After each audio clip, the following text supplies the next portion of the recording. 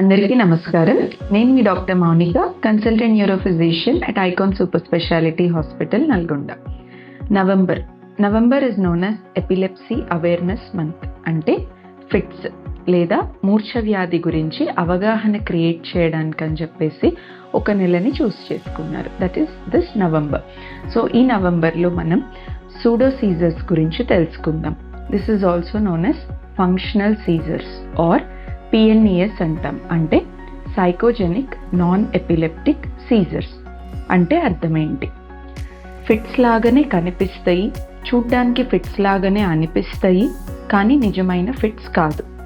ఏదో ఒక మానసిక ఆందోళన కానీ స్ట్రెస్ కానీ విపరీతంగా ఉన్నప్పుడు ఫిట్స్ రూపంలో బయటపడుతూ ఉంటాయి. వీటిని సైకోజెనిక్ నాన్ ఎపిలెప్టిక్ సీజర్స్ అంటారు ఆర్ ఫంక్షనల్ సీజర్స్. వీటిని ఎలా గుర్తించడం? చాలా వరకు మిడిల్ ఏజ్ ఫీమేల్స్లో ఎక్కువగా చూస్తూ ఉంటాము, లేదా టీనేజ్లో ఉన్న వాళ్ళల్లో అడాలసెంట్స్లో ఎక్కువగా చూస్తూ ఉంటాము. అండ్ విపరీతమైన సైకలాజికల్ స్ట్రెస్ అండర్లయింగ్ ఉండే అవకాశం ఉంది. వీటిని ఎలా ఐడెంటిఫై చేస్తామంటే, ఒకటి, రెగ్యులర్ సీజర్స్తో కంపేర్ చేస్తే వీళ్ళల్లో ఎయిదర్ ఫిట్స్ వచ్చినప్పుడు ఎపిసోడ్ చాలా ఎక్కువసేపు ఉంటుంది. అంటే ఒక పావు గంట అరగంట సేపు కంటిన్యూస్గా ఫిట్స్లోనే ఉన్నట్లుగా కనిపిస్తుంది. లేదా వెరీ బ్రీఫ్ ఎపిసోడ్, అంటే ఒక 10 సెకండ్లు 15 సెకండ్ల పాటు వచ్చి ఇమీడియట్గా పేషెంట్ కంప్లీట్గా నార్మల్ అయిపోతారు. సో వెరీ బ్రీఫ్ ఎపిసోడ్ కానీ లేదా ప్రొలాంగ్డ్ ఎపిసోడ్ చాలాసేపు కానీ ఫిట్స్ వచ్చినట్లుగా అనిపించడం.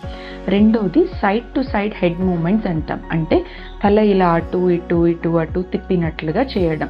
చాలాసార్లు చూస్తాం మనం. పేషెంట్ అటెండర్స్ని వీడియో తీసుకుని రమ్మన్నప్పుడు బెడ్ మీద పండుకుని పేషెంట్ చేతులు కాళ్ళు అటు ఇటు కదిలిస్తూ, చేతులు కాళ్ళు ఇలా మెలపెడుతున్నట్టుగా చేస్తూ, తల అటు ఇటు ఇటు అటు తిప్పుతున్నట్టుగా చేయడం. దాంతోపాటు పెల్విక్ థ్రస్టింగ్, అంటే నడుం ఎత్తేయడం అన్నమాట. చాలాసార్లు పండుకొని ఉండి బెడ్ మీద నడుం పైకి ఎత్తేస్తున్నట్టుగా, నడుం దగ్గర నుంచి పేషెంట్ అటు ఇటు దొర్లుతున్నట్టుగా చేయడం. ఇంకొకటి, యూజువల్లీ సైకోజెనిక్ సీజర్స్లో నాలుక ఖర్చుకోవడం కానీ బట్టల్లో మూత్రం చేయడం కానీ అంత ఎక్కువగా ఉండదు. And most of the times episode జరుగుతున్నంతసేపు వాళ్ళకి తెలుస్తూ ఉంటుంది. మనం పిలుస్తుంటే ఎంతో కొంత సౌండ్స్ రూపంలో రెస్పాండ్ అవ్వడానికి ట్రై చేస్తారు, కానీ మాటలు రావట్లేదు, నేను మాట్లాడలేకపోతున్నాను, నాకు చుట్టూతో జరుగుతుందంతా తెలుస్తుంది అని చెప్తారు మనకి తర్వాత మనం అడిగినప్పుడు. మోస్ట్ ఆఫ్ ద టైమ్స్ ఈ లక్షణాలు ఉంటాయి సైకోజెనిక్ సీజర్స్లో. నెక్స్ట్, దేనివల్ల ఇలాంటి సీజర్స్ రావచ్చు? విపరీతమైన stress. It can be physical stress, emotional stress or work or environmental stress. Physical stress అంటే any kind of illness, అంటే జబ్బు పడడం. ఏదన్నా సడన్గా ఒక పెద్ద జబ్బు నిర్ధారణ అయింది, క్యాన్సర్ అని తెలిసింది, లేదంటే ఏదన్నా లివర్ ప్రాబ్లం అనో క్రానిక్ కిడ్నీ డిసీజ్ అనో ఏదన్నా పెద్ద జబ్బు మనకి కొత్తగా తెలిసింది. సో ఫిజికల్ ఇల్నెస్ వెంటనే భయపడిపోవడం, అమ్మో ఇప్పుడు ఈ జబ్బుతోటి నా ప్రాణం మీదకి వస్తుందేమో అన్న సైకలాజికల్ స్ట్రెస్ పెరగడం. రెండోది యాంగ్జైటీ అండ్ డిప్రెషన్. విపరీతమైన ఆందోళన పడిపోవడం లేదా డిప్రెషన్లోకి వెళ్ళిపోవడం. డిప్రెషన్ అంటే ఏ పని చేత కాకుండా ఉండడం, ఏ పని చేయాలనిపించకపోవడం, ఎప్పుడూ లో మూడ్లో ఉండడం, ఏదో పోగొట్టుకున్నట్లుగా ఉండడం. ఇలా ఉన్న వాళ్ళల్లో సూడో సీజర్స్ వచ్చే అవకాశం ఉంటుంది. అండ్ ఎక్సెసివ్ ఫిజికల్ యాక్టివిటీ, ఏదన్నా వర్క్ స్ట్రెస్ కానీ పని ఒత్తిడి కానీ పని భారం ఎక్కువగా పడడం, ఇంట్లో పని అయినా సరే లేకపోతే ఆఫీస్ వర్క్ అయినా సరే ప్రాపర్ ఇమోషనల్ సపోర్ట్ లేకపోవడం. ఫర్ ఎగ్జాంపుల్, రీసెంట్గా డెలివరీస్ అయినాయి, ప్రాపర్ ఇమోషనల్ సపోర్ట్ లేకపోవడం, బేబీని చూసుకోవడం, ఇంట్లో పనులు చేసుకోవడం, మదర్ హెల్ప్ కానీ అత్తగారు వాళ్ళ సైడ్ నుంచి కానీ హెల్ప్ లేకపోవడం, some kind of psychological stress upon the female.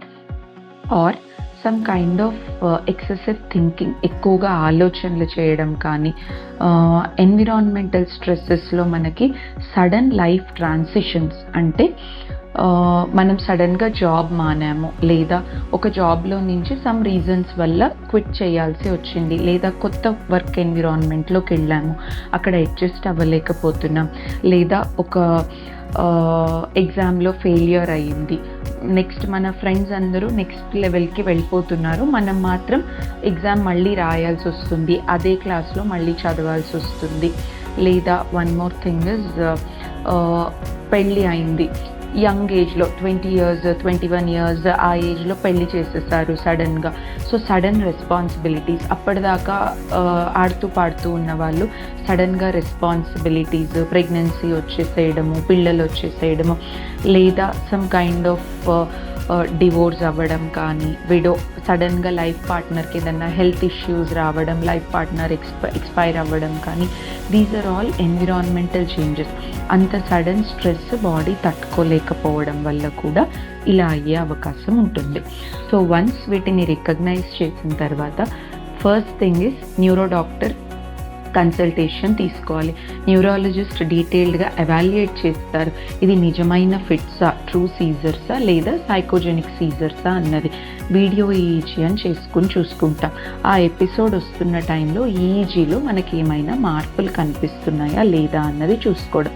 దాంతోపాటు సీజర్ సెమియాలజీ, మనం ఫస్ట్లో డిస్కస్ చేసుకున్నట్లు ఆ ఫిట్స్ వచ్చిన టైంలో పేషెంట్ బిహేవియర్ ఎలా ఉంది అన్నది చూసుకోవడం. కుదిరితే వీడియో రికార్డింగ్ ఉంటే మనకి చూసి దాన్ని ఐడెంటిఫై చేయడం ఇంకా ఈజీగా ఉంటుంది.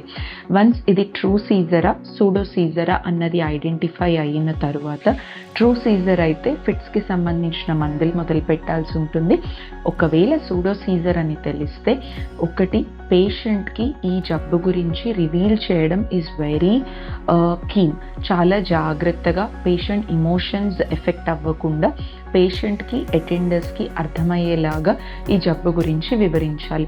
These are also true episodes. ఇది పేషెంట్ కావాలని చేసేవి కాదు, తనలో ఉన్న స్ట్రెస్ ఈ రూపంలో బయటికి చూపిస్తుంది బాడీ, అంతే. సో అది వాళ్ళకి అర్థమయ్యేలాగా ఎక్స్ప్లెయిన్ చేయడం, along with that psychological evaluation చేసుకుని ఏ ప్రాబ్లం ఉంది, యాంగ్జైటీ ఉందా, డిప్రెషన్ ఉందా చెక్ చేసుకొని యాంటీ యాంగ్జైలైటిక్స్ కానీ లేకపోతే యాంటీ డిప్రెసెంట్స్ కానీ మెడికేషన్ ఇవ్వడం. దాంతోపాటు పేషెంట్కి రెగ్యులర్గా ఫ్రీక్వెంట్గా కౌన్సిలింగ్ ఇవ్వడం, మోటివేషన్, ఎంకరేజ్మెంట్. ఒకటి డాక్టర్ వైపు నుంచి మనం చేసేది, రెండోది as a family members support and encouragement is very important.